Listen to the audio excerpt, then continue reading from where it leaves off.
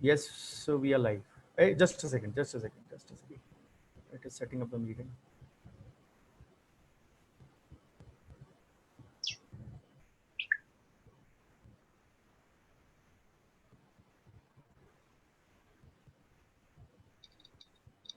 Anandpal, please check whether we are live because it is showing to me live, but the link is not opened up in my end. Yes. Yes, live Good now. morning, everybody. Welcome. And first of all, apologies. There were some technical issues, and we have to restart it again. Sorry for the delay. And I would like to introduce the dynamic Dr. Bhavdeep Singh Ahuja sir with us today in the morning. Though it is a lazy Sunday, but still we have to learn and move ahead with the life. In all the last 4 months, we have learned so much in the previous webinars.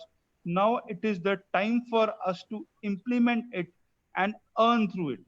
Dr. Bhavdeep sir will guide us how we can earn in our practice, how we can decide our treatment charges in the difficult COVID times. I would request Dr. I would welcome Dr. Anandpal Singh and Dr. Saurabh Shah, our co-host today in the morning, to join us. Good morning and welcome, Dr. Anand and Dr. Saurabh Shah. Good morning, Abhishek. Good Uh, morning, Dr. Abhishek. Good morning, everyone. Welcome to the webinar on this very important topic: how to decide treatment charges in these troubled COVID-19 times. By my very dear friend, Dr. Bhavdeep Singh Ahuja, whom I have known since the very first day of college, roughly 26 years ago. The exact date Dr. Bhavdeep can give me till now also, and seen him grow to gain and share his immense knowledge on finance, law, marketing, and bio-waste management. He is a triple MBA in hospital management, finance, and marketing from premier institutes and universities of India. He also holds PG diploma in medical law, ethics, clinical research, cyber law, IPR, and disaster management and bioinformatics. He has over 125 original scientific publications to his credit in national and international journals. He has extensively lectured all over India on practice management, medical law, ethics, consent, finance, especially for dentists. He has a YouTube channel exclusively for the dentist is famous by the name of Dr. Bhavdeep Ahuja, where he posts videos every week on these three topics for upliftment of dental fraternity. Dr. Saurav? We have learned so much in the previous webinar. Dr. Sorry. Saurabh, you are mute, sir. Yes.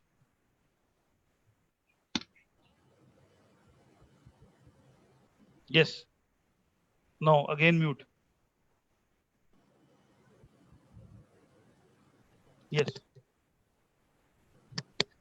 Just press it once. You are still mute. Yes. Okay. Thank you. Thank you very much, and sorry for the technicality. We have a very distinguished speaker today, Dr. Bhavdeep Singh Ahuja.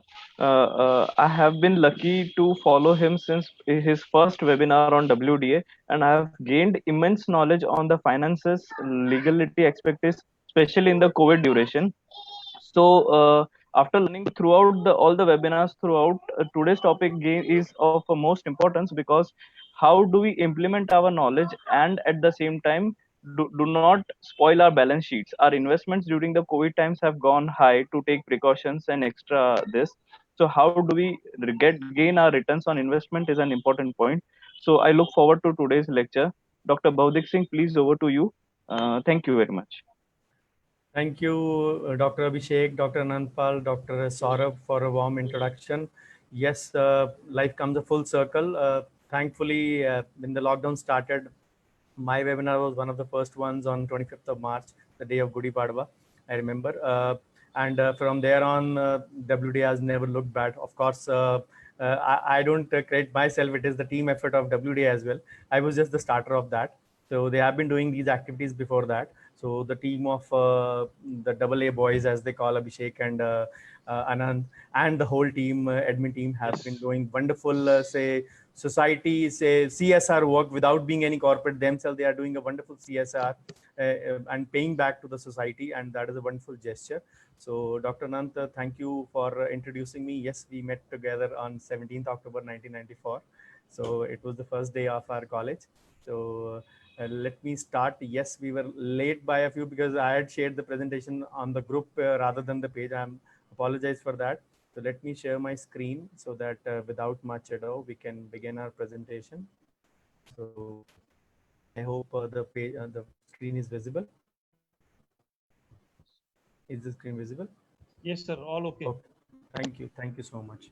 So today's topic is actually a combination of both practice and finance management, because I believe that these two things are actually inseparable from each other. You can't really take out maths from practice management. Yes, most of us chose medical, most of us I'll say in +1 because we hated maths. But finance will continue to haunt us always. There is no going two thoughts about it that this is one thing which we have to take care. Unless we take care of the mathematics part in our practice, we are not going to grow, and that is the only tangible way to grow actually. So all my presentations always begin with thanking the Lord Almighty, who's given me much more than what I deserve. So when it comes to finance, a big thanks is due to my dad as well, who has been instrumental in guiding me on in me guiding all the colleagues, all the dentist say friends all over the globe or all over the world, I'll say, because I have my MBA finance, but when it pertains to the financial aspects related to dentist, there was only one person, my dad. Unfortunately, we lost him last year. So I was lecturing that day in Vapi, Gujarat. This is my brief biodata. Anand Pal has wonderfully told you about this. So let's start today's topic. Today's topic is how to decide treatment charges in these troubled times. So I had many topics in my mind, but Abhishek requested me specifically for this topic. Sir, this is the one we actually need because of so many investments, because of so many other aspects. Say, courtesy COVID, we have to adopt in our clinic. Which of them might not be settling out, but yes, for the timing we are having increased expenses. So how to manage that and how to go about the other tasks. So here I am taking this topic. So treatment charges, how to decide in these troubled COVID times. Yes, we'll be doing, I'll be segregating these topics in a different aspect. I will say how much to increase. So how much to increase about it, and which are the ones which don't actually need any kind of say which have to be stable, the charges which need to be stable, and does the competitor pricing actually say affect our our own charges in the clinic, and calculation of all those small things which say we get guided, but we are not actually aware of it, and we nobody is there to educate us the same in college, and those small mistakes for each learning, and sometimes it makes a huge loss in our practice life. So, and how finance can be made mathematically better. So I always say practice management without the knowledge of finance is a big zero in your life, because the life scenario is changing. Dentistry is changing. It is not the same what it was, say, pre-COVID, we will say. Now, as Dr. Kumar Swami wonderfully put it, it is an AC and a BC, after Corona and a before Corona period. So yes, we have to look at life in such a way. For those who were actually maintaining good guidelines in clinic courtesy, I'll say the sterilization and the disinfection protocols, for them the life has not changed by much, but for the others it has changed by a huge number. And now in this scenario, figures and numbers become more important than before, because unless we know our numbers, we cannot grow in life, and that is where the importance of treatment charges comes in. But before we go on to the treatment charges, let me put it bluntly, it is more than the say those things which are not under our control. The number of patients walking in post COVID is not in our hand, but what is in our hand are the expenses and the overheads, which we really can control, and we can actually say put in say break over there, where we can decide that these things are there in our life. And we all look at a positive side. There is a thorny side also to that. A loyal staff and a loyal associate who have been doing wonderful work, they are also a big overhead. That doesn't mean that you say shun them away from your practice. What I mean to say is that those aspects will have to be taken into account, especially the for the period when we were closed. So we'll be dealing with the expense part in depth in the part 2, but I'll be sharing somewhat aspects, because those aspects have to be taken into account when we say actually go about discussing the charges. So let's see in brief about the expenses part. There are a few questions we need to ask ourselves. So what is the optimum salary we consider for an associate working with us? Not a visiting specialist I'm talking, just the associate who is regularly working with us. And is it annually revisable? Do you annually actually raise it, or is it based on incentive? And what kind of work you like to delegate? There are many clinics where only the associate get the scaling or the basic, say, repair and maintenance part only. They don't get to do actual work in many clinics. But in many clinics, they are actually the, say, right hand of the dentist. They actually perform many more procedures which the dentist feels that he is not good at, and he actually likes to delegate them. So fine enough. So that is the aspect we have to consider into, because that becomes a portion of a huge overhead. Then the similar goes for a assistant, or say your chair side help, we may call it in the other way. So do you raise this say salary annually? Again, it is again the loyal employee working with you since the past 10 years, 15 years, especially for people who are into this much period of practice. So that overhead is sometimes a big one. So we actually need to know about it. So that it is one of the biggest overhead. But then on the flip side, as I said, trained assistants are so hard to find.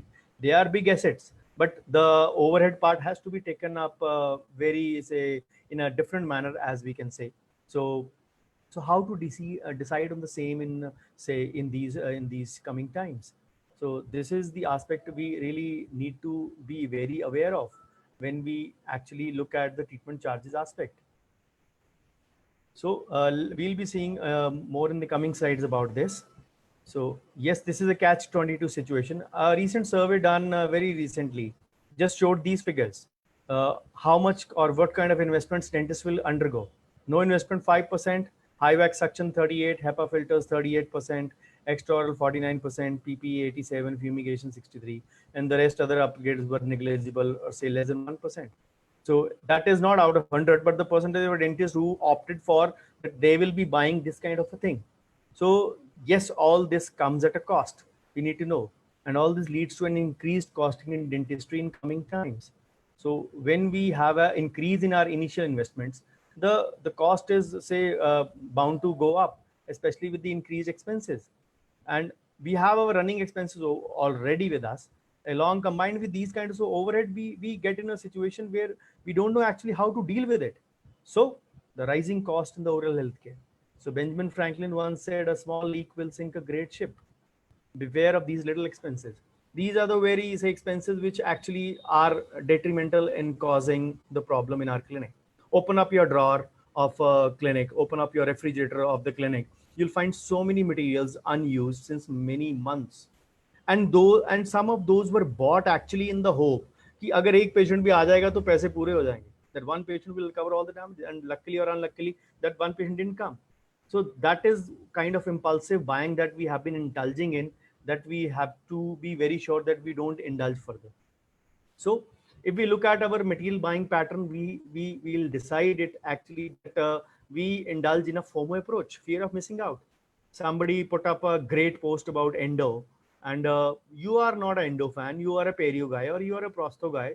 You buy those things, you are obsessed with those white lines like your colleagues on the Facebook or like on any other social media. You buy all those stuff, so 3D Opera or any kind of materials which are higher on the expensive side, and they continue to gather the dust in your clinic, and you don't actually realize. Dr. Rajiv Verma very fondly says this thing: you ought to have an aptitude for a certain thing. You ought to define your like and love subjects, and that is what precisely we don't do.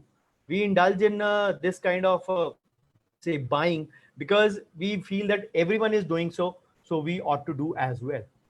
Then these things are bought in the hope of a good discount as well. We get a good offer. We actually need to know our consumption levels first. Let's suppose we are using 10 syringes of flowable in a year. If you are keeping the record and say consumption pattern, yes, that comes paramount. That becomes a paramount importance. If you are actually say doing it, and you get a offer at Expedient, say 20 syringes for almost say 25% less. Remember that for those buying those 10 extra, you're actually spending in over budget on that. So that is the thing you really need to remember in this period. So the demand in the post-COVID era will have to be re-estimated.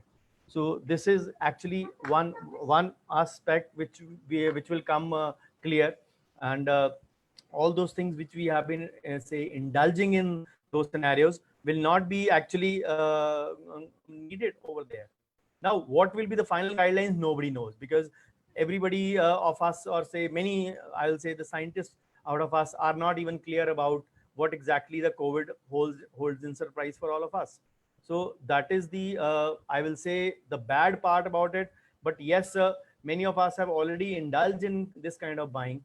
But whether we'll be needing actually a fumigator or a HEPA filter or a fumigating or fogging machine or a negative ion generator, we don't know actually. Where will the final buck settle on? Only time will tell. So inventory control or expenses control or overheads control, all these parts. So remember, expenses and overheads will include two things primarily: your material consumption or equipment buying pattern and your staff pattern, the ones I've discussed briefly. Yes, I'll be taking more on them in the second session on 30th of August. So the coming season post COVID, this will be a game of PPE versus PPP. So PPE we all know, personal protective equipment. So there will be refills for equipment needed, along with purchases of wiping, cleaning, sanitizing, disinfection. So that those will be the most expensive out of all, and these will be vis-a-vis the PPP, the patient purchase power. The economy has crashed very badly. We all know it. In a scenario, so many people are jobless. We, even the self-employed ones, are not actually having the similar number of footfall they were having before. So this is one aspect we really need to take into account: the patient purchase power in the coming times. So the rising cost of healthcare, which is there, the healthcare cost is rising since many years now.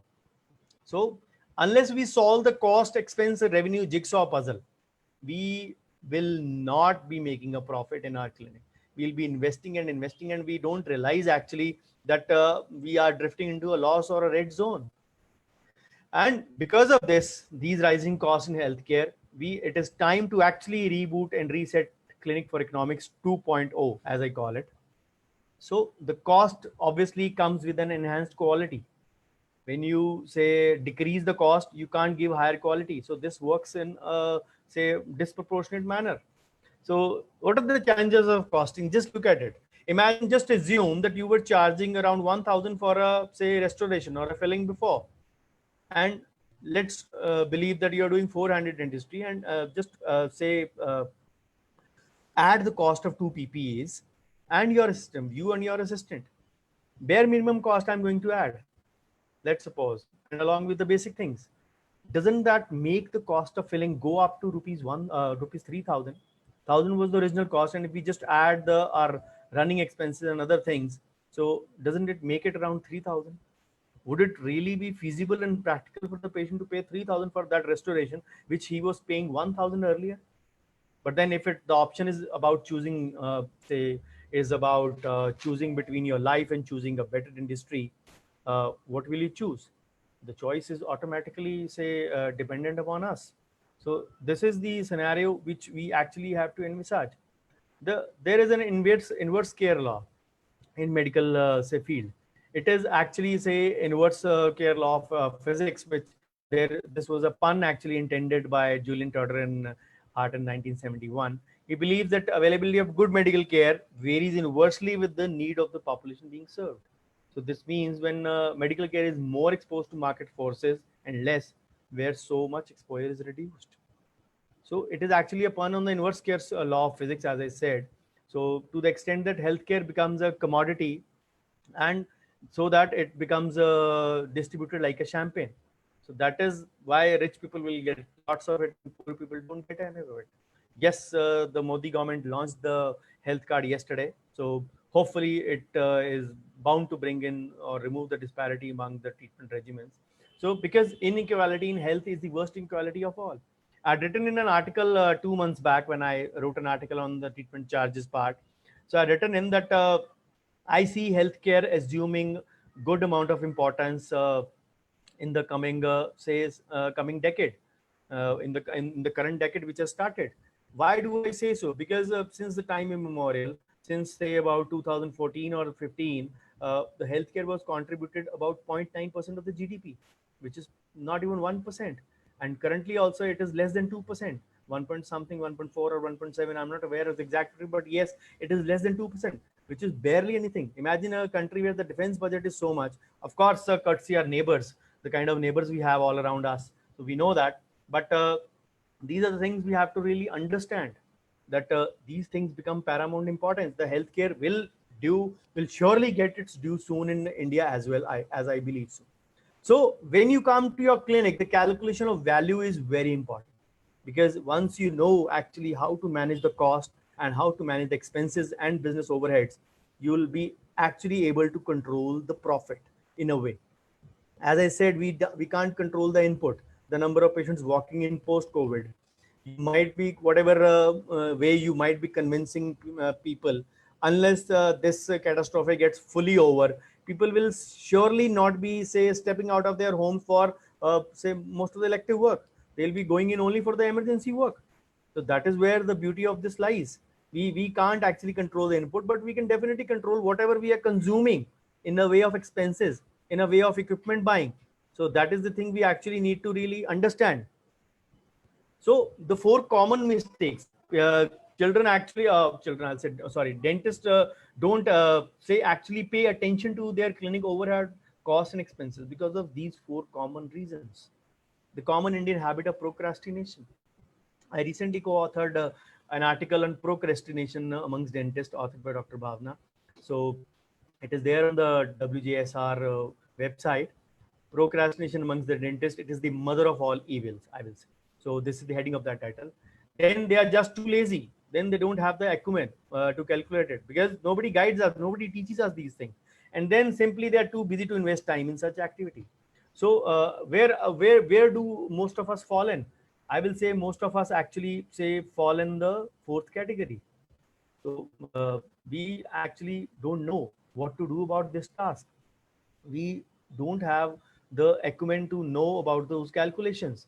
So that is where the beauty lies. We will actually have to say reopen our drawers, open up our refrigerators, and we will actually realize that there are many things which are lying unused, and we have to beware of such useless expenses in future. We have to actually define our life like and love subject, as I said, Dr. Rajiv Verma very fondly puts it. We have to be realistic of where our income is coming from in clinic. What in normal business industry, what is the formula followed? It is say followed by increasing the production by working more hours, improving scheduling, by increasing the selling price. Is it possible in dentistry? We can't actually do that in dentistry, because it actually defies the Pareto's principle of 80-20. What I mean to say is that if we work for more hours, we are going to burn and break our back and neck, which is already say hurt a lot in this profession of ours, and we actually don't have any control over it for a long time. Then we are, by working more or say for unlimited hours, we are actually say defying the principle of Pareto principle. So what exactly is Pareto principle? We all know about it a little bit. I'll be just delving on it in a little bit of brief. Pareto's principle is basically the 80-20 rule. It says all over industry, universally followed, that 80% of your income comes from 20% of your patients, and the remaining 20% comes from your 80% of patients. What do I mean by this? Let's assume you are having an income of 1 lakh rupees in a month. Let's assume you are having a say number of patients as 100 in a month. So what you will see at the end of the month is that your 80,000 would have come from 20 of those 100 patients, and the remaining 20,000 will come from the remaining 80 patients.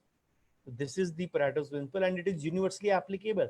Then there is a further say break in Professor Juran, who actually gave this was a say a formula given by Italian professor Wilfred Pareto in 1840s or 50s. So 60-70 years down the line, Professor Juran from Europe, he actually gave the due credit to Pareto, Mr. Pareto. It is very say uncommon to see someone giving a credit say 60-70 years down the line. But Professor Juran himself had a principle of vital few and trivial many, meaning almost the same. And he further said that there is a 80-20 existing within another 80-20. What does that mean? 8 into 8, 64, 2 into 4, 2 into 2, 4. So your 64% of income will be coming from your 4% of patients. And this might be actually say true in many cases. I have actually cross-checked this many a times in many of the months. Just a minute, please. I've cross-checked it out of 12 months actually. many a times I have seen that at least 3 to 4 months out of 12 also, these things are actually say visible. So what we have to do in this smart age is to identify those 20 potential candidates every month, 20% potential candidates who will give us 80% of our income. So this is the profit or say logic of 80-20 or the Pareto principle. And this is the logic for my say treatment charges principle, which I'm going to detail with you today. So again, 80% of profits come from 20% of customers or patients. 80% complaints also come from 20% of patients. So 80% of profits come from 20% of time you spend. Similarly, 80% of sales also come from 20% of your products. So you have to actually be in sync with this, that this is a say, scenario which actually say makes a difference. So the value is actually to understand for us that it is for understand the Pareto principle of all the things we do in the day.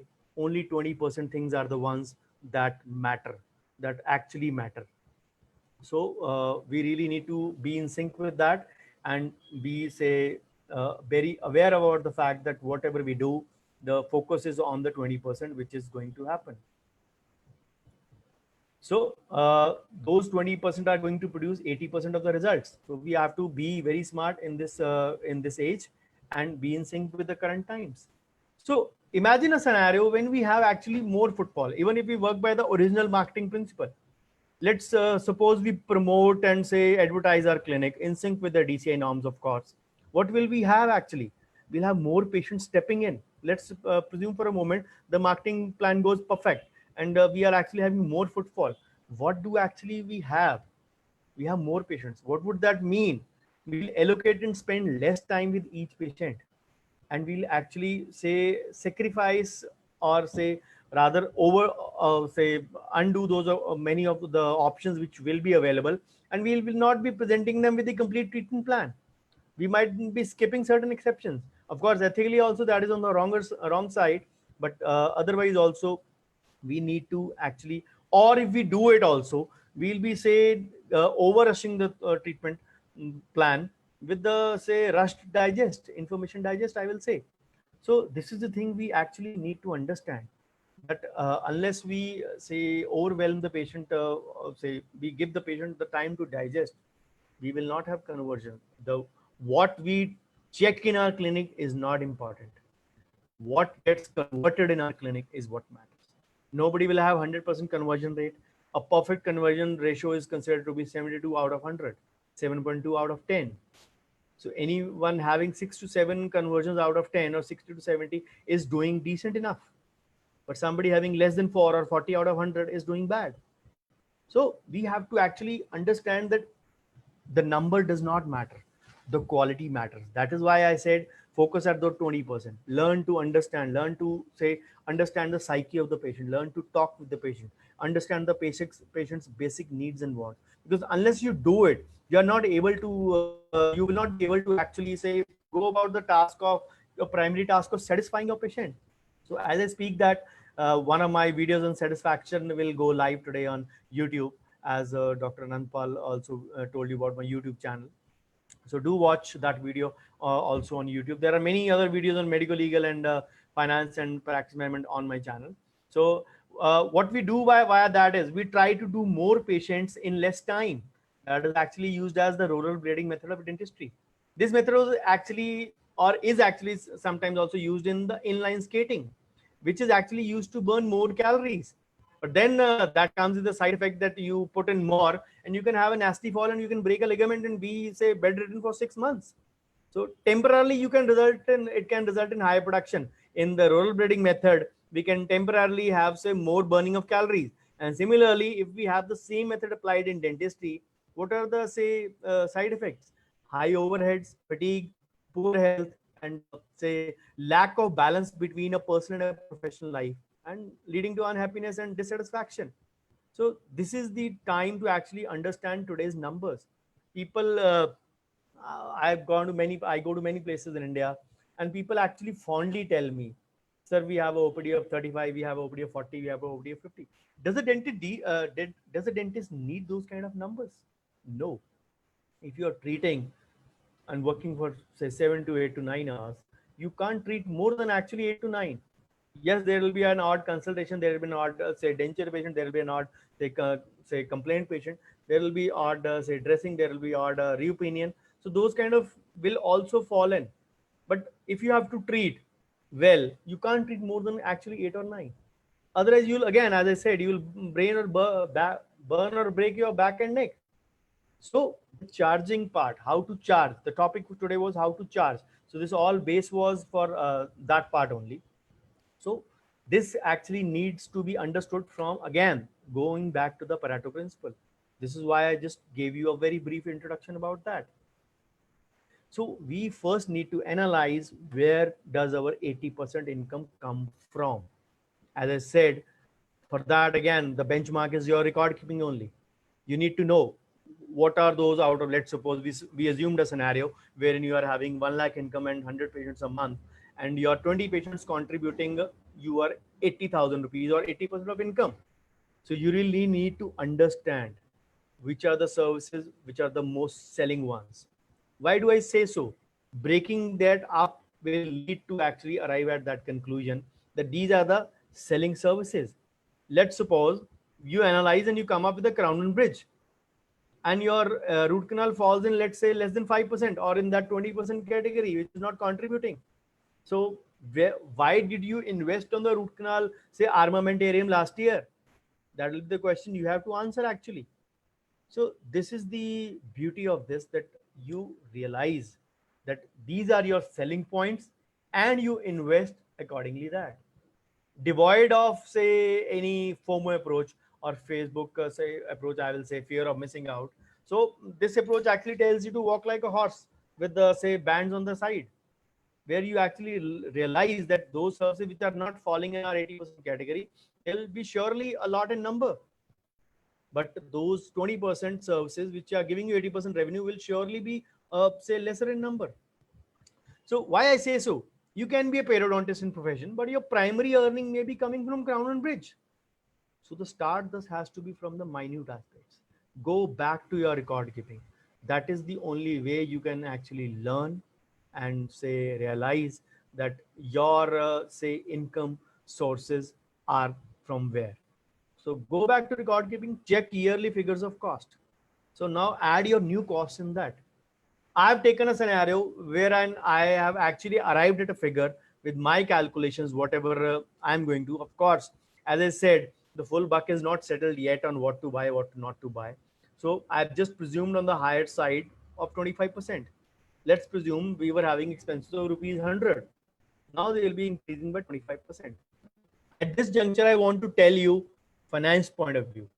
Whenever you buy an equipment, a fixed asset, like a negative eye generator, like a fogging machine, like a HEPA filter, like any armamentarium which has a life, like an equipment, like a gadget, you will not add full cost of that. Let's suppose that equipment comes in for 1 lakh rupees. Most of the medical and the dental equipment, unless otherwise specified, come with a depreciation or a written down value of 15%, 1.5. So that means if that equipment is costing 1 lakh rupees, you will put in 15,000 as the cost in your expense list. You will not put in 1 lakh. So here also, if you assume 25% of that increased cost, you will have to add that portion of the cost into that, which you will be incurring for the year. And that is very important for you to realize. Then how do you decide the raise? Do you make a raise in all the services in your clinic? The answer would be a big no. Why do I say that? Because you really don't want to send a wrong message to your target group. Again, one of my YouTube videos on goal setting and target audience or target group went live on YouTube channel. So you can catch a, say, glimpse of that 1 hour, 45 to 60-minute video. It will be there. That is a session I taken up in my free WhatsApp group.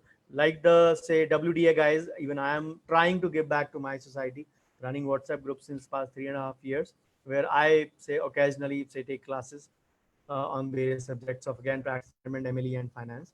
So in this age of smartphones, smartness is also expected from us, because we actually are not suppose raise our service charges or raise our say treatment charges in all the equipment.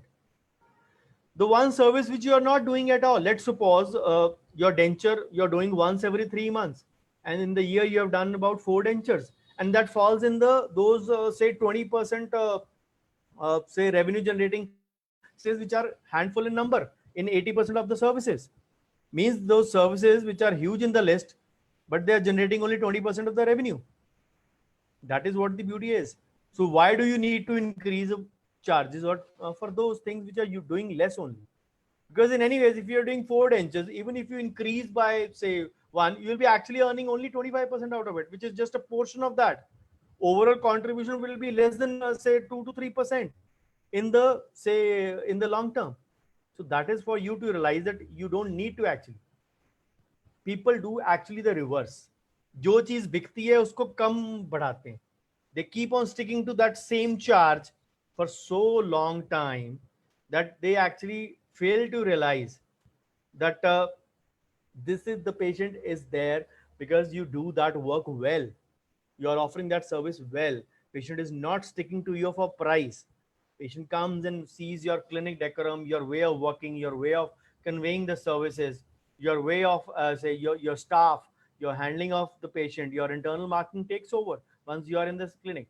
Price is a later fourth or fifth factor in that, but we keep on sticking to the same price for the past 5 years sometimes.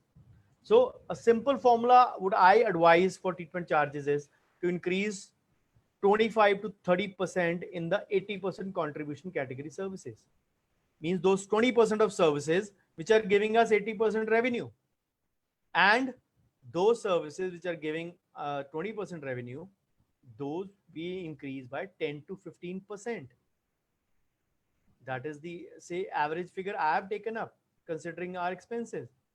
So how do we come to those figures?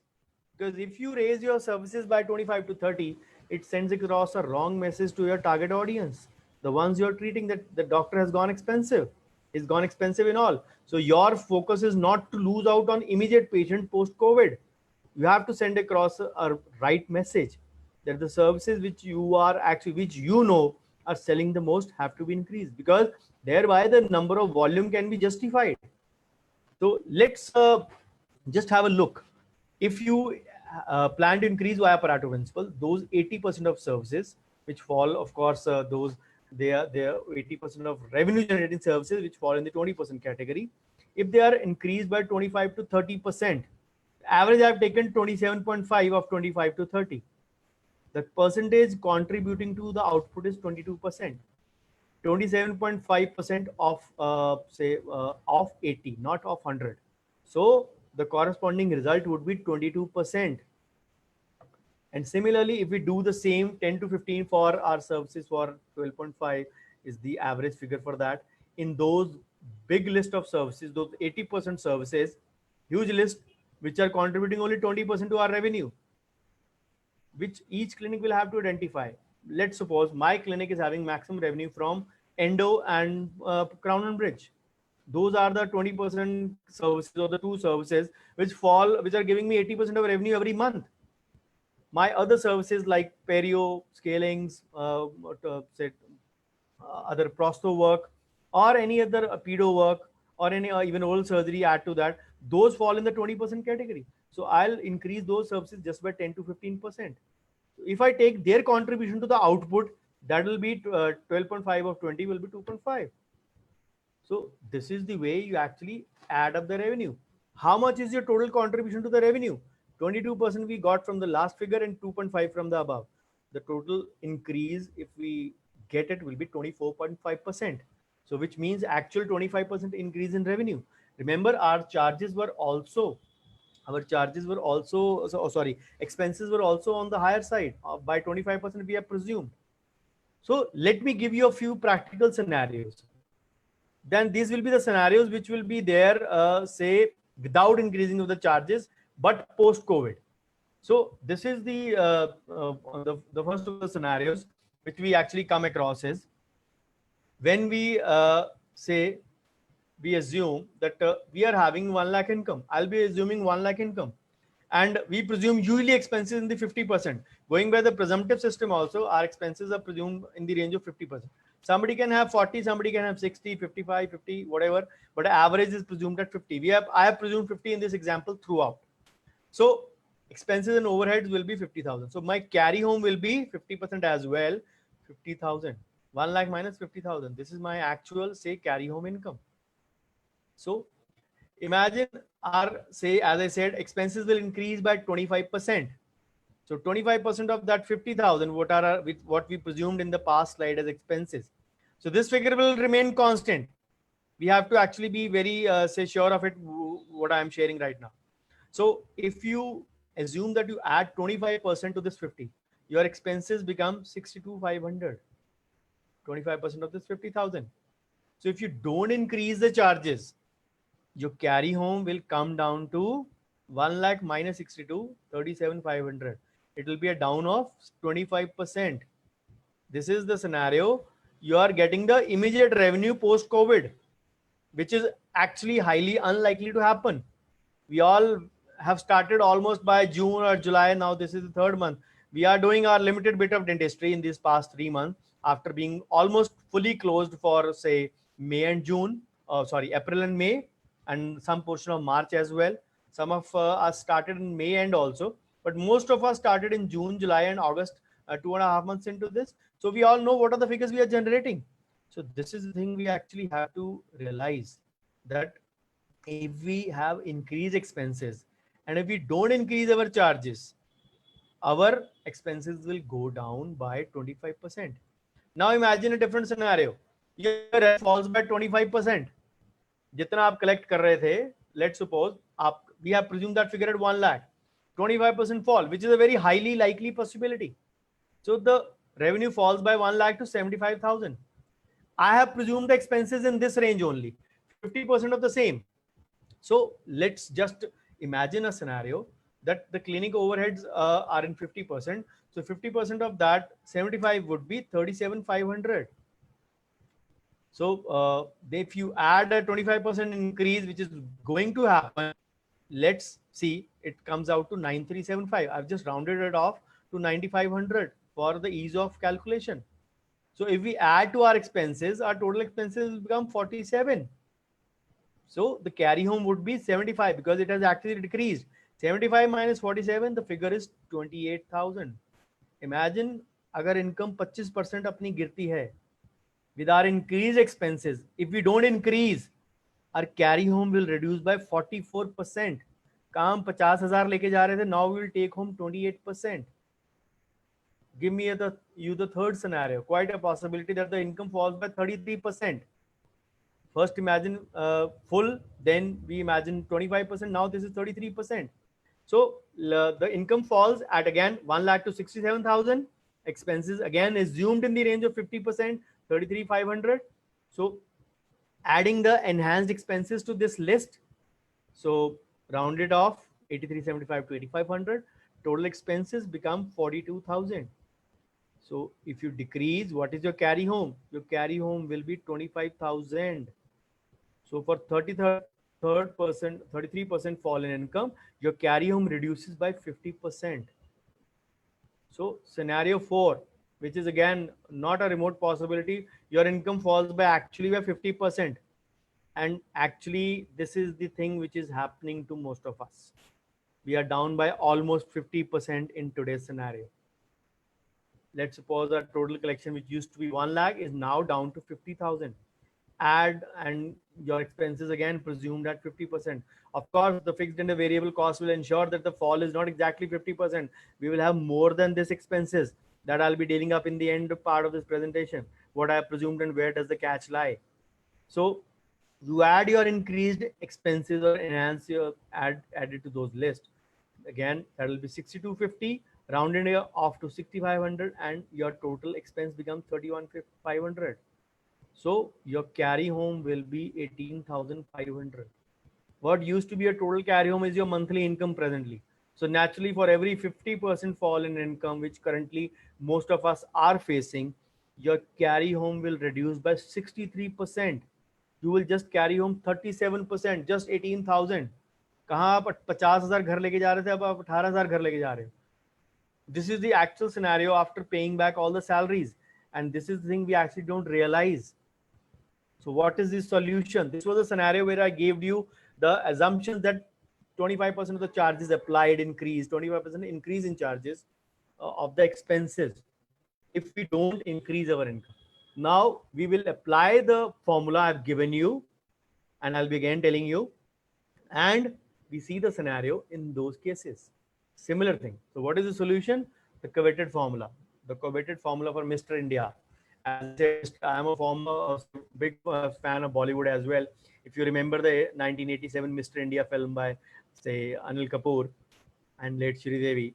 So the villain Mogambo has been, say, touted to be speaking one language. वो formula मुझे दे दो. Obviously, he didn't know that the formula, say, lied in the watch which Anil Kapoor was wearing. So, but that is the way I have devised this formula for Mr. Indian Dentist. So you have to plan to increase, as I said, via Pareto principle. These are the repeat slides again to tell you the mindset of the same. Your 80% revenue generating services. As I gave you the example, my two services, let's suppose, endo and prosto or crown and bridge. So those things are actually contributing to my list of, I'm offering 10 services broadly in my clinic. Out of those, two services are endo and crown and bridge. So they become 20% of the services, and they are generating about 80%. If I'm say earning 1 lakh, let's suppose I'm collecting 1 lakh, 80,000 is courtesy those two treatments.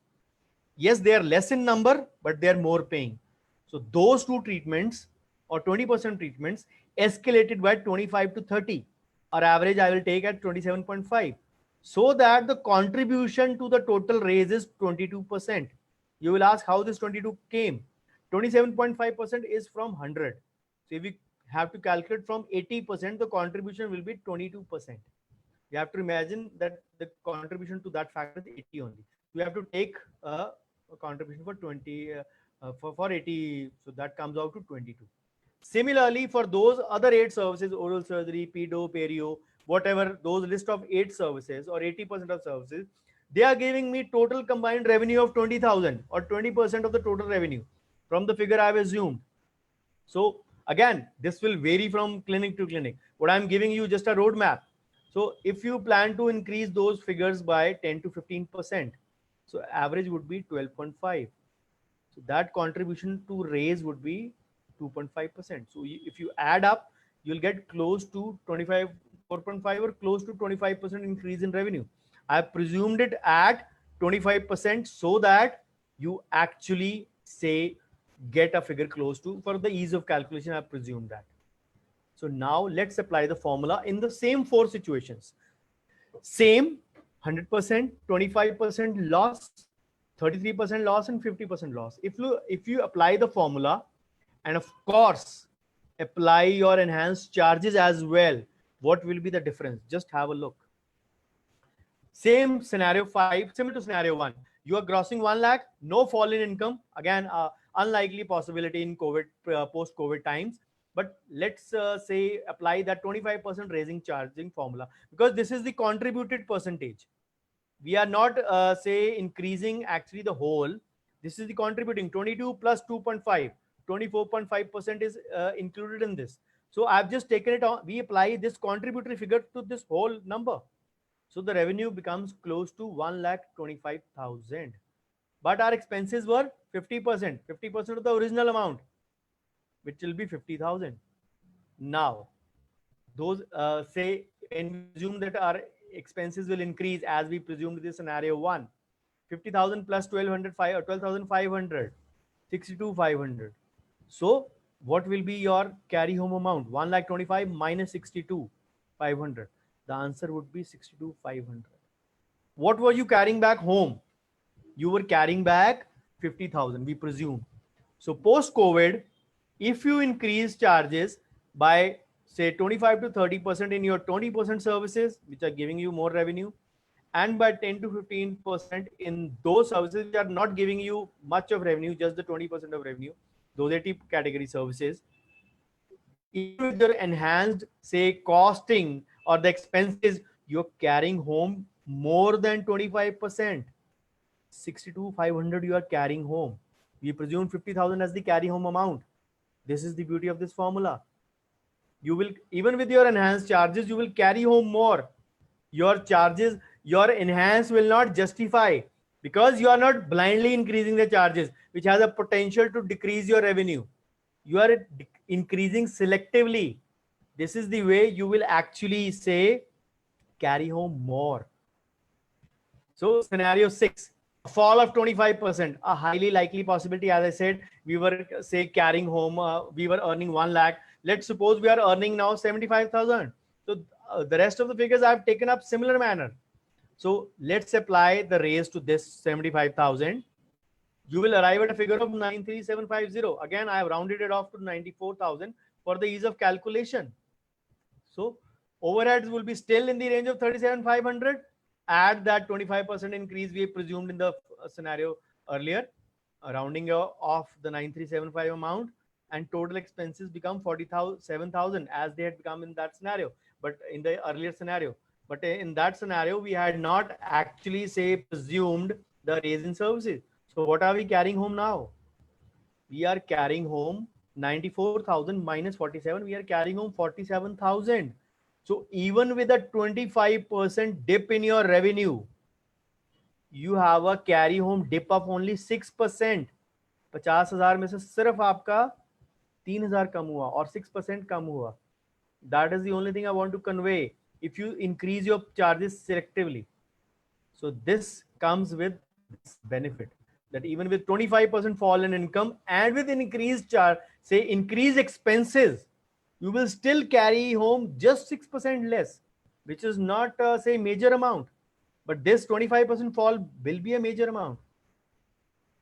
Now take the similar scenario. We have presumed in the scenario 3 before, 33% fall.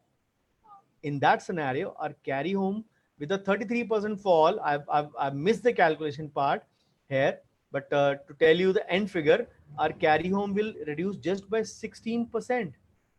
Similarly, in scenario 8, which I said most of us are currently having, so which are currently having, Ananya, which we are currently having.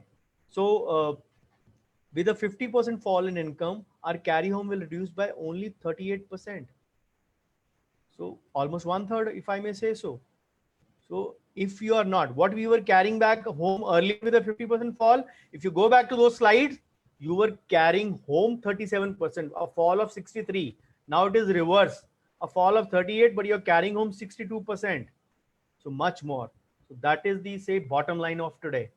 Even if 33% or 50% is there, the fall is not substantial if we stick to this formula of raising our charges selectively in our practice. And that is the message I want to send across to all of you today. Because hiking all types of pricing will not going to serve much of purpose. It will send only a wrong message to your say target group, that you have raised your charges exorbitantly. And that is what we actually don't want to convey to our target group. We want to rather convey that we are offering guidelines and we have increased our charges only in the selected services. And the number one comes in that list is your consultation. Don't hike your consultation by too much. Let's suppose you're charging 200, maybe make it 250. Don't make it exorbitantly 500. Just giving an example. You may be charging 500 already. You may be charging rupees 100 already. So you have to decide what you want to increase in that scenario.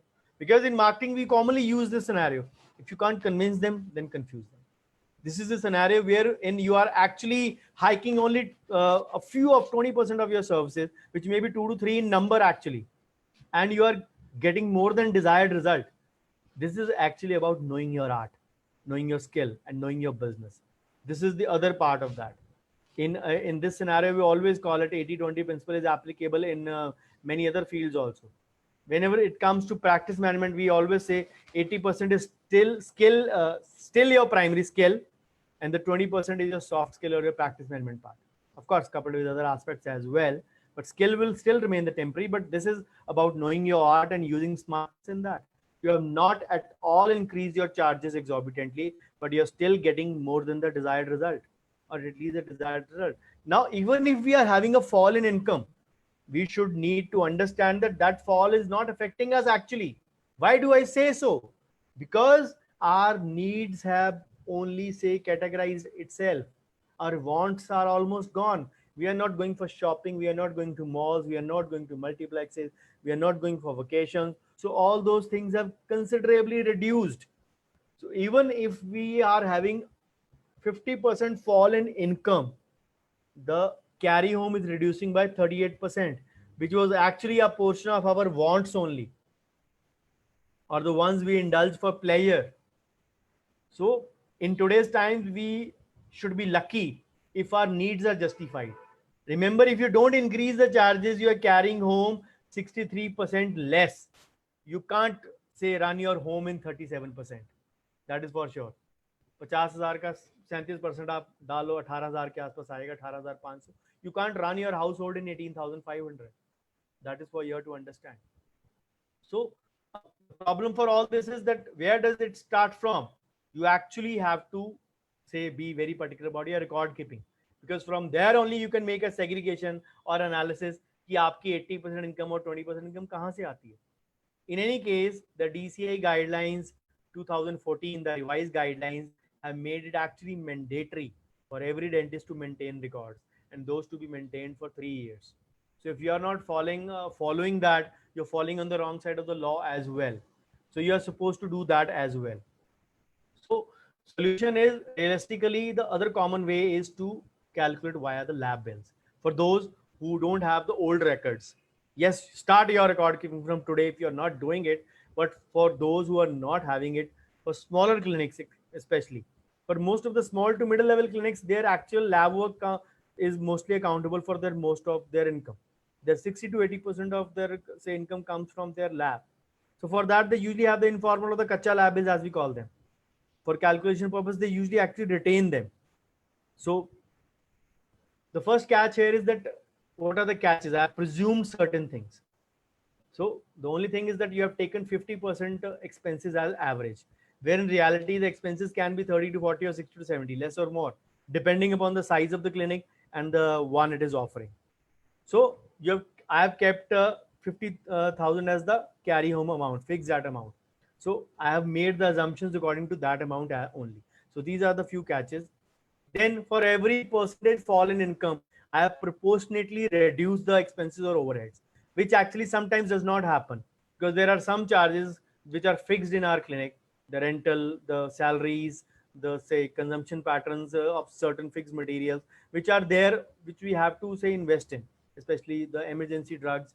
So there are many other things which actually say depend upon our working, like our material routine consumption, our lab bills. These will be affected if the clinic does not have a desired footfall. So in actuality, some fixed expenses may still be there. What does that mean? What does it mean? It means is that your home carry home will be further less, because your expenses will be more. I presume it on 50% range. So again, this is just to give you an idea, because the actual calculation it will never be same for any two clinics.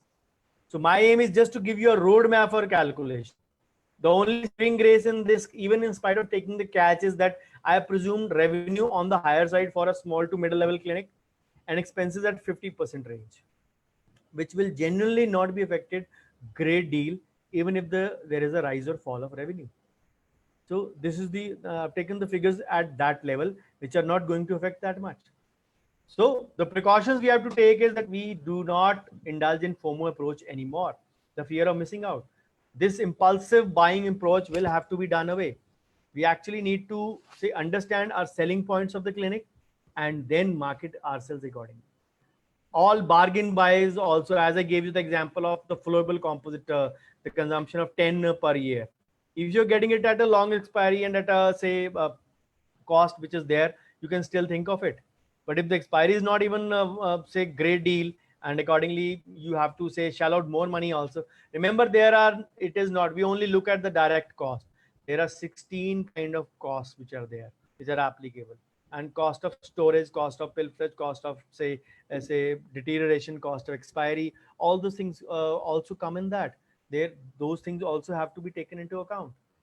Then we have to actually look at our material buying pattern consumption wise. As I said, open up the rest, say drawers and your refrigerators. say shun out those things. There might be at least 10 of those things in your drawer or refrigerator which might be occupying space and have been rarely used even once or twice, but they continue to occupy space or there. So material expiry and wastage of materials are the two, by the assistant, are the two biggest thieves of any dental clinic, which usually go unnoticed. The material expiry and the wastage of material by the assistant. So all those things we have to re-estimate our demands. Again, for that, the basic guideline is your record keeping only. So if you are not doing, if you have been doing those mistakes, remember it is time to correct those mistakes, because we all do make mistakes. So which we keep on doing. Believe me, nobody will come in our clinic and actually tell you these small little things, these small little mistakes which we are doing actually, but it is up to us that we should realize this sooner or later. And we should be thankful to COVID. Apart from many bad things what it has given to us, it has actually given so much positivity. The important thing is one of the digital utilization of the digital platform. Courtesy I'm able to speak before you.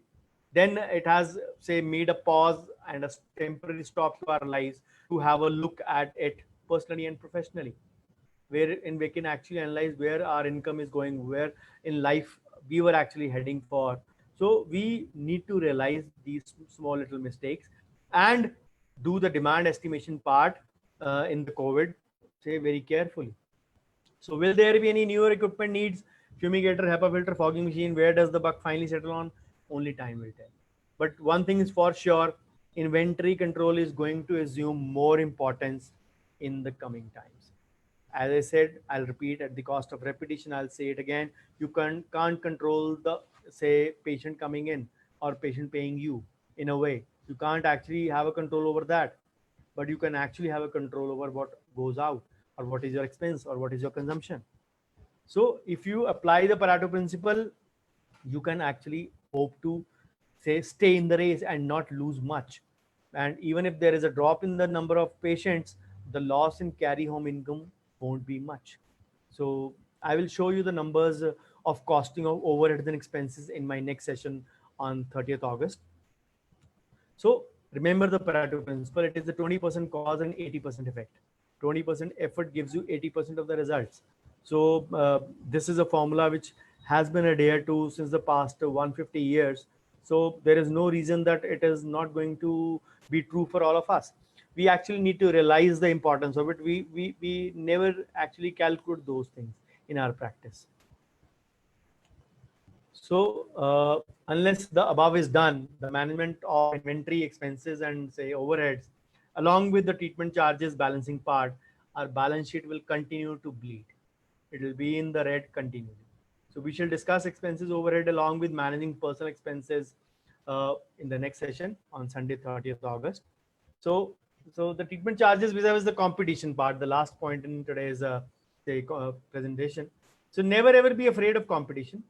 It always makes us thrive, but never compete unhealthily. I always believe that my first competition is always me, myself. I have to see what I have been doing in the past 1 year or what I was doing at this time, so that I can improve accordingly. Then competition is never unhealthy. It only makes you realize or unearth your hidden potentials. So know yourself. The only thing I always say in practice management is practice management always begins with the first aspect, knowing yourself.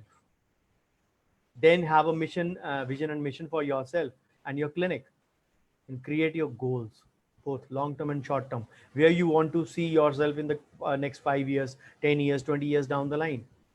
Then knowing your patients, knowing your target group, knowing your audience. Be very clear in your thought process, what you're going to convey. Be very eloquent in your communication skills. Create your differentiators. Create your brand via your differentiator. Target newer patients, courtesy, say, through your, say, already having VVIP, or say what I will say as your brand ambassador patients. And never forget to retain old patients.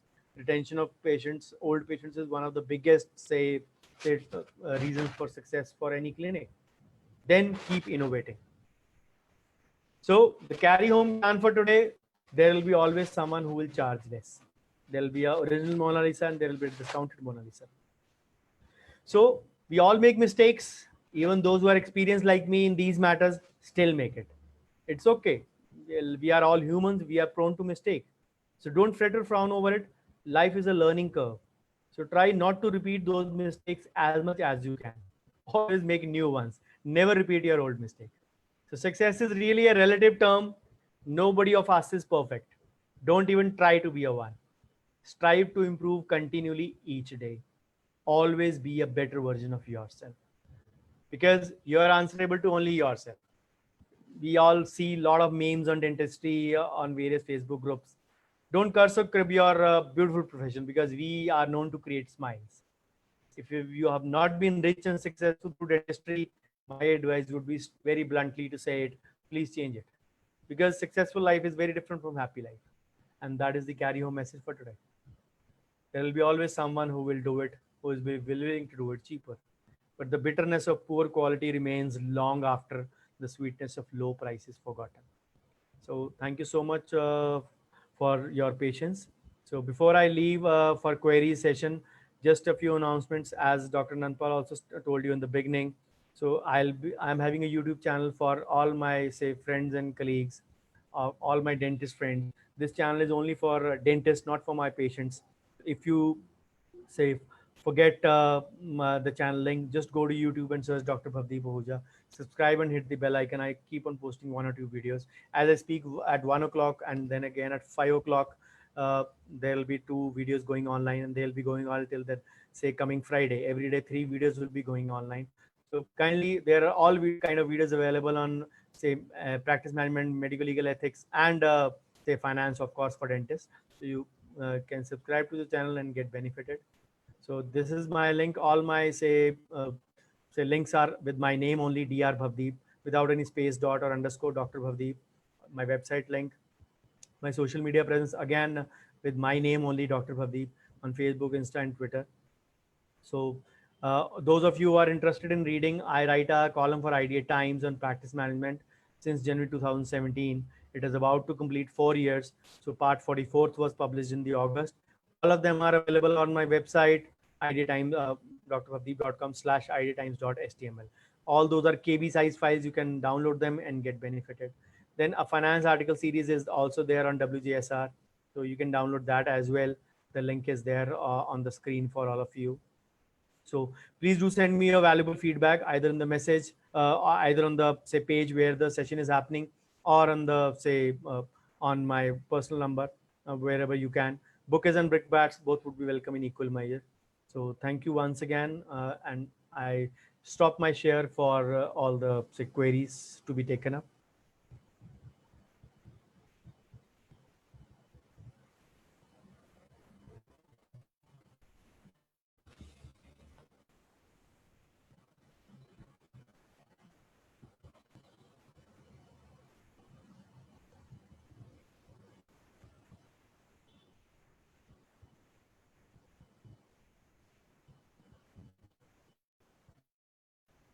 Mahajan?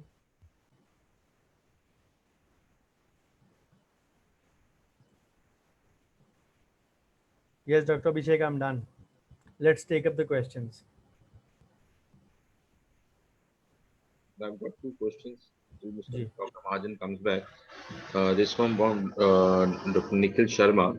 Is it better to keep treatment charges card posted at reception chamber, or doctor should be quoting charges? In today's time, it is not still mandatory to say post your charges in your waiting area. But if the draft say draft version of clinical establishment bill which was there, it goes through in toto what it was, then the display of charges would be mandatory as well. As of now, it is not. So I advise all the discussions and all the consultations should happen in the closed chamber. And although DCI say encourages you to place you, if you are having a website, the DCI encourages you to place your website your charges on your website, so that the patient can make a healthy informed decision or a healthy informed choice, whatever it can, in a manner, so that the patients are able to choose easily amongst that and make a wise decision as to what to do.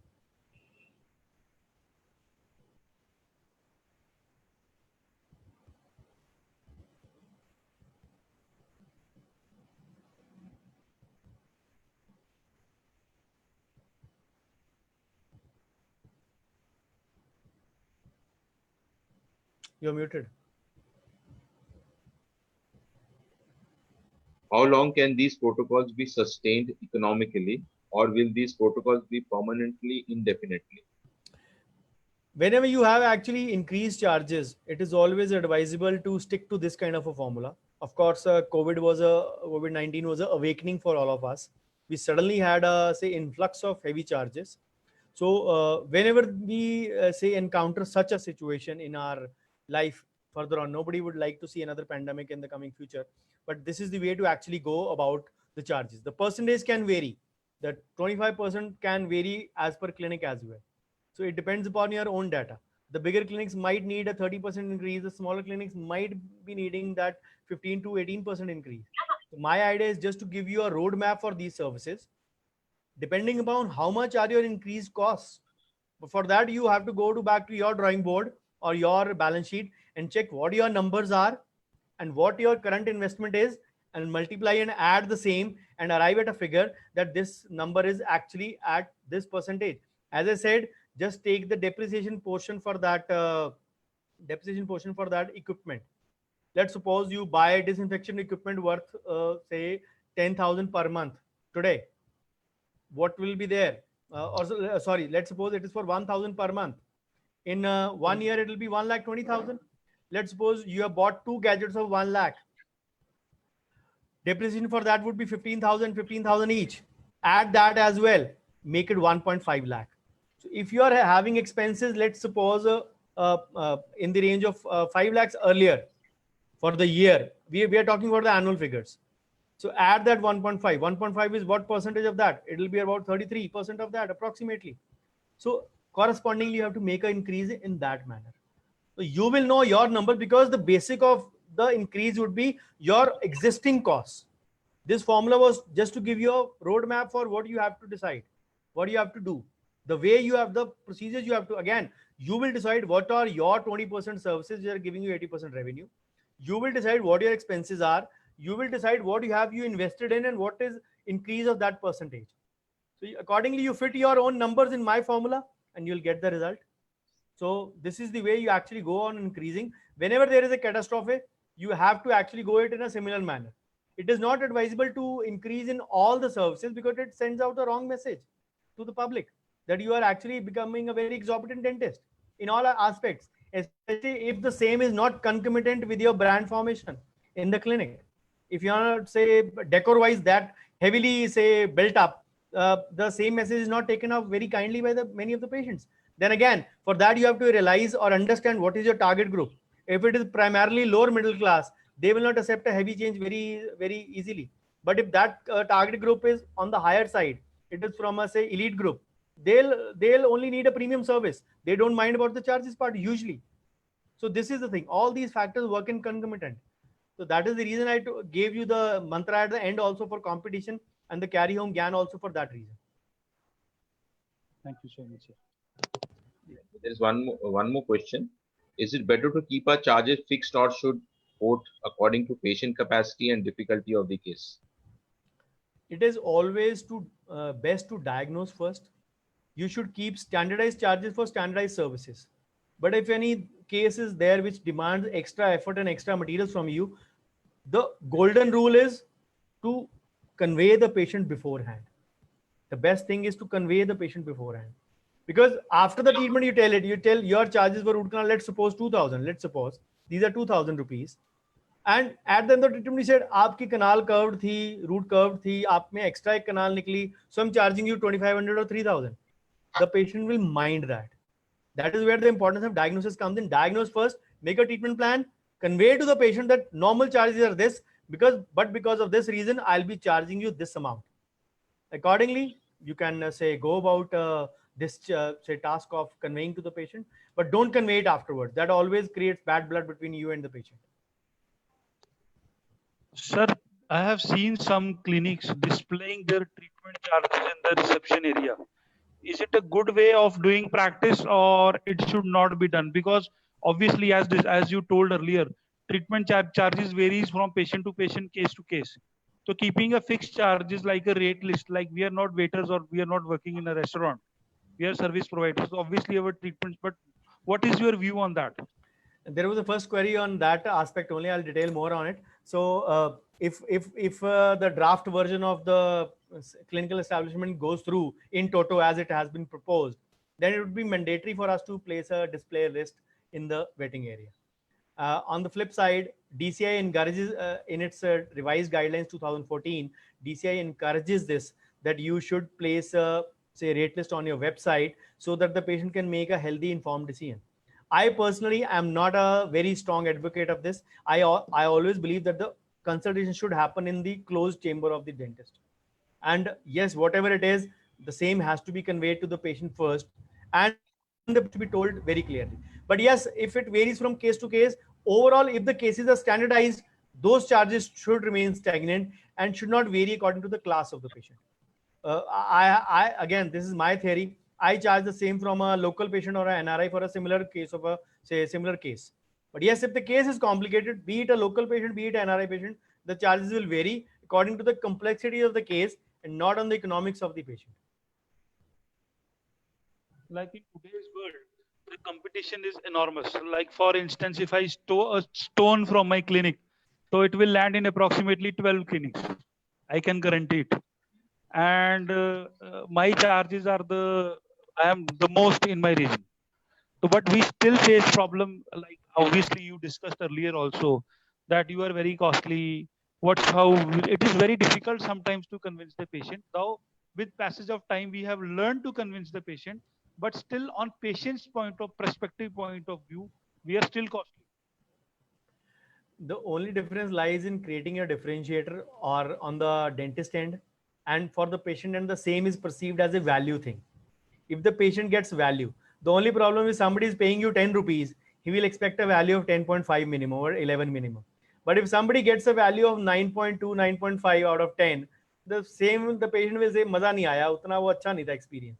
Because when you do the treatment part, the two aspects which are taken into account are how the patient was treated, aise bhi or waise bhi. I always say that word. Aise bhi means treatment wise, or waise bhi means your behavior wise, your communication wise, your staff wise. Then once the patient is in, your internal marketing takes over. How you deal with the patient, how you talk with the patient, how your staff behaves with the patient, how much you made the patient wait. Waiting time can be a very say small thing, but it is sometimes a bigger factor. Record keeping, it becomes a big factor sometimes. I can quote my examples. At least once or twice every week I get this from my patients, that we come to you because you make us wait less. We come to you because you have all our kacha chitha, all our record. These might be very trivial factors, but these, at least I say once or twice I listen it from my patients. So these can also be differentiating factors. You're doing that thing and conveying to the patient. Equal communication is very important to the patient. You might be doing perfect things, but unless you're conveying those to the patient, that what you are doing, the same will not be appreciated by the patient. But once this is appreciated by the patient, price is no limit. You can charge any amount from your patient. So another question from me. I have seen various clinics who are giving packages to their patient. Family package, scaling, full family, 4,000 rupees, and become a member. We will give you 10% discount. Become a gold member. So is it really effective in practice? There are two aspects to it: ethical aspect and professional aspect. So ethically speaking, if you do it and promote it, it is not allowed. But unless you are just conveying into the inner circle of your clinic, just your patients know it, and you're not say conveying it over any digital media, not doing any advertisement of any kind, then it is fine in that. Number one. The number two part is the professional part. People get insecure and they get mentally secure once they are sure that this much amount is bound to come. They don't believe in the power of profession of dentistry. I have seen myself those days in my clinic in my early years. I will say I'm into 21st year. I'm talking of 7th or the 8th year. I remember sometimes for the 23 days of the month, I didn't have actually not even 20% of the income. But for the next 7 days, I worked and I had 3x of the normal income. If let's suppose X is the normal income, in 7 days, I earned 3 times of that. So our profession has so much power. We just undervalue it and we don't just try to value it properly. But yes, I am not a very strong advocate of these say family plans or say floater packages. Dentistry is a beautiful profession. It should never be devalued. I consider those things as a devalue of the profession. in that sense. Dr. Bhavdit, I have one doubt from since long. I had one doubt since long that we being a medical professional and categorizing it into a fixed rate system, it becomes very difficult to commoditize the treatments. Suppose, for example, an implant, a root canal, we cannot commoditize a treatment that implant case for a particular X person would be same for the person Y, depending on the bone, and there are many variables. So there is a very fine line between our profession and making it commodity wise. So what is your opinion on this, doctor? See, we don't sell materials, we sell services. And Exactly. services are actually need to be valued based on that only. As I said earlier, answering to a query, we actually need to diagnose first, and that is where the skill the first thing is all those factors apart from your internal marketing tools, your decorum, your way of talking, your communication, your staff behavior, your waiting time, these things aside for a moment. But what do you diagnose first as a dentist? That is your primary skill. As I said, that is irreplaceable. Exactly. And those things actually do play a role. In today's times, people don't even give a patient ear to the patient's complaint. Most of the patients have this common complaint from each doctor, not the dentist, but each doctor. Doctor ने हमारी बात ढंग से सुनी भी नहीं. Sony If the being pain is right. getting relieved by drinking cold water, you know bloody what it is. Why do you need to interrupt the patient in between? हाँ हाँ पता ठीक है, ठंडे पानी से ठीक होता है, बैठ जाओ. We just jump into the treatment bypassing all the protocols. That is where we can actually, that is where I said, as I mentioned, the rollerblading method of dentistry. We actually need Right. to understand the patient's needs and the wants. And when do we do that? When we indulge in a one-to-one consultation. I've written a book also in it on first consultation. So it was published recently in the lockdown only by Lambert Publishing. So the importance of first consultation for dentists. So the first consultation actually plays a huge role in your conversion ratio. You get to know actually Exactly. what the patient is. The patient might have walked in with a say open cavity in 3-6 and say open and shut case of a root canal. Of course, not discounting the X-ray and the radiologic or the other investigations. Just keep those aside for a moment. And the patient walked in with pain in 3-6, and suddenly you see 4-5 and 4-6 missing. The first human approach would be what? Man mein laddu phuta. That is the common approach. The Cadbury ad we go by, because our thinking is that this will be the more paying side. So we start convincing the patient for this. What I advocate is treat these services, what the patient has walked in, the chief complaint, with the 3 E's: efficaciously, effectively, and efficiently. Do it, and yes, as a part of your duty, do the IND, do the other IND. The first IND we call the income and expenditure. In this case, I'll call it information and education. Convey to the patient and what are the harms of not replacing a missing tooth, and let the patient be pulled back towards you with your services. Do not push it like a car salesman. We have to be wary of that, crossing that line of being a service seller and a car salesman. There is a very thin line between that, and many people cross on the wrong Exactly. side. Many people cross on the wrong side many a times. So that is the thing, we have to be wary of that very many times in clinic. Exactly, Dr. Bhavdip. There is a very thin line that we need to take care as a service professional and as a salesperson. Thank Yes, you. exactly. Yes. Dr. Anand sir, you have any question? Yeah, there is one question here. Just a second. In higher OPD cases, how to lessen the waiting time? It's very difficult after scheduling and time management. The first line in the carry home gyan was know yourself. Know yourself does not mean what kind of a person you are. That means how much work or how much time you need to finish your work in a particular amount of time. Let's suppose you are capable. That is where again the diagnosis part comes in. You are sure that this tooth will need a single sitting root canal. You take, let's suppose, 60 minutes for that. Keep a buffer zone of 15 minutes. Give the next appointment after 75 minutes. Sorry, sawa ghante ke baad appointment dijiye agli. So that 15 minutes can be covered up. So that is the way I work, because I know that how much time I am actually going to take in my practice for a case. I rarely keep my patient in the waiting. Then there is another formula by a European professor, Margaret Sumption, ASAP funda, which we call it.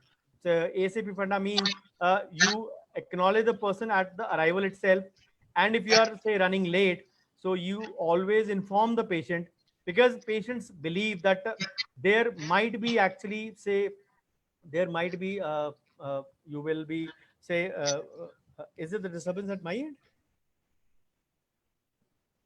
uh, there the patients might believe that there is no bigger insult than being ignored.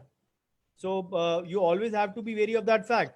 So divide your appointments accordingly. Again, in appointments also, I prefer prioritization in the matter of 80-20 as well.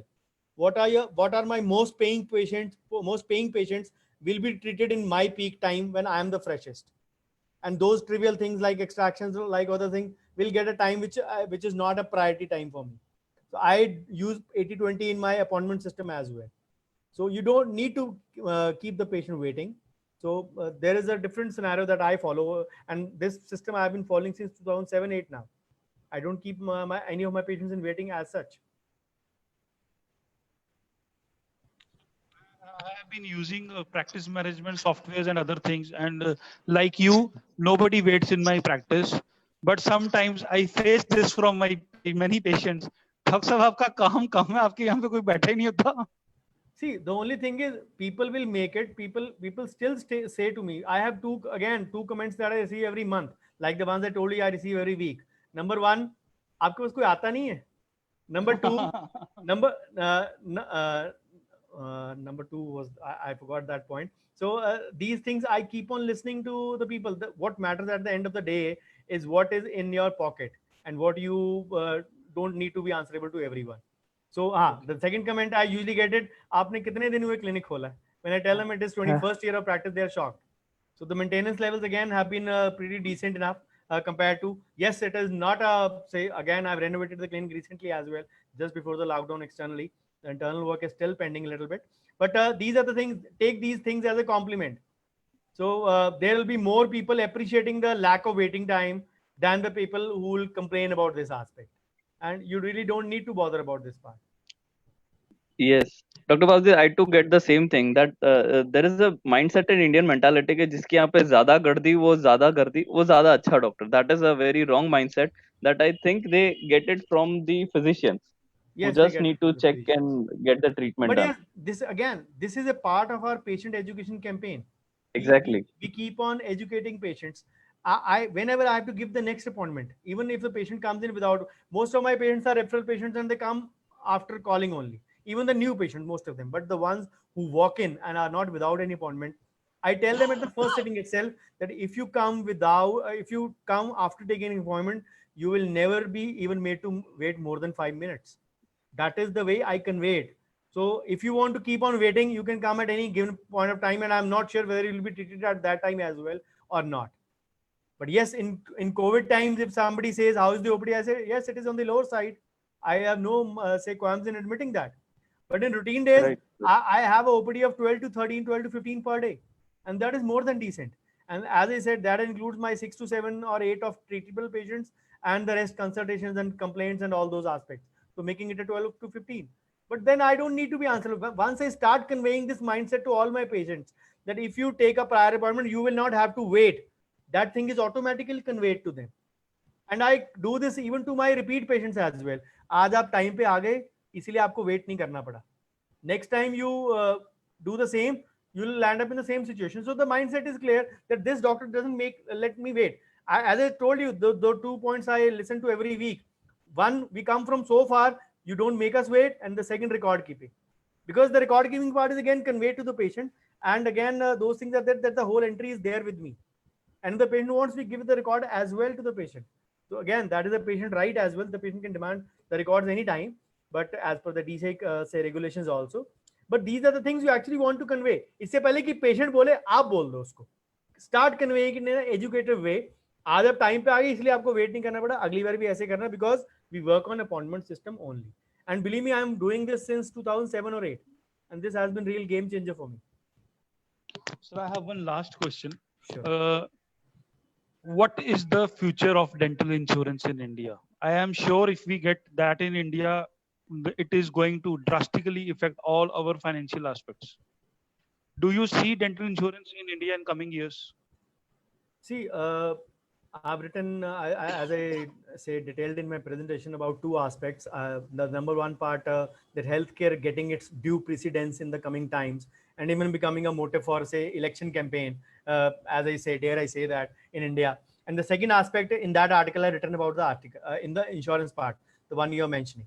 So I foresee both of these things happening. One of those was announced by our honorable PM yesterday. Yes, the health card being issued coming up soon for almost all the residents of India. Again, not a mandatory one, but yes, it will help a lot of us. But yes, this is the opportune time actually to touch all the population. We are barely touching 5 to 6% of Indian population in dentistry. All the dentists, 3 lakh dentists, 3 lakh plus dentists are there, 2 lakh 70 plus registered with DCI. Average figure is 3 lakh plus, which we take on the average, considering, or sorry, the reverse part, 3 lakh registered and 2.7 existing in India. So many of them say going abroad for any purpose, for settling or for education or whatever. So I see that as a game changer in coming times, because that is the way actually we can feed our rural and urban population both. That is where we can give say importance to our say teeth as well. On another side, I have written an article on a different aspect as well. I actually want the dentistry to be shifted into as a specialty itself, like a skin, like a ENT, like any other profession, and not as a standalone profession. Because it is a beautiful profession, it is a, say, specialized profession, and why not make it into a specialty as such, where we can actually convey our mindset more to the patient. And that is the only thing way I believe, I may be wrong in that we are going to get our due respect. But yes, coming back to the insurance point, the more sooner it comes in, the more say we are going, say, to stop indulging in mudslinging and, say, demeaning each other, and, say, indulging in, say, profession which actually, say, non-dignifies all of us. You're muted, Abhishek. I think we are done with today's question. There are no more questions. Thank you so much for your Yes. valuable time. And obviously, this session is going to help many of us. And I am going to implement few things from this webinar from tomorrow itself. Me too. Me too. There is very important and very good topics to be discussed, and it was a very nice webinar, Dr. Bhavdik. Thank you. Thank you very much, Dr. Bhavdik, for the wonderful insights. I need to make some changes in my charges tomorrow. First thing to be done. Surely. Thank Please, you. please Thank do you. not forget, Anand sir, please do not forget the shares of the profit to send to Dr. Bhavdik. That we are sharing since first day. Don't worry. Thank you so much, team WDA, Abhishek, Saurabh, Anant, and Anand, and the whole team, admin team.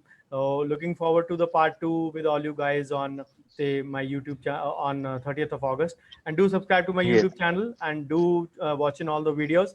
There are, again, the channel is for dentists only. This is one of my ways of paying back to the dentistry, whatever Thank you way so I can. much, sir, for the Thank you. wonderful work. You are doing great service to all the dental community. And it is really very helpful. I have been following your videos. And just for the record, WDA conducted its first webinar in 2013. Yes, I know that. I know that. I got to know that through Dr. Sanjay Jamdade. So he told me. So I was the first in lockdown. I can say that in lockdown 2020. Yes, sure. Yeah. You sir. are Thank you. doing this 9 years. That is a wonderful thing. Yes. Thank you so Okay. much. Good Thank day. And see Thank you you. soon in the next webinar. Thank Sure. you once again. See you in part 2. Thank you. Thank you. Bye. Take care. Bye.